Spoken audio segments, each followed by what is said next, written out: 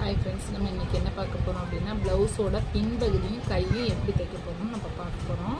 அது வந்து lining piece தான் நான் வெட்டி வச்சுருக்கேன். அது எப்படி ஈஸியான முறையில் வந்து எப்படி தைக்கலாம்னு பார்ப்போம். இப்போ நான் கை எடுத்திருக்கேன். கை எல்லாமே கட் பண்ணி நல்லா வச்சுருக்கிறேன்.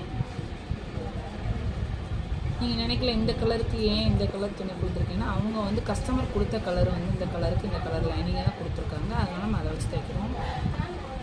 இப்போ பார்த்துக்கோங்க, எவ்வளோ வெட்டி வச்சுருக்கோமோ அந்த அளவுக்கு நம்ம வச்சுட்டு துணியோட நல்ல பகுதியில் வச்சுக்கணும். வச்சுட்டு நம்ம இந்த மாதிரி எவ்வளோ கட் பண்ணி விட்டுருக்கோமோ அந்த அளவுக்கு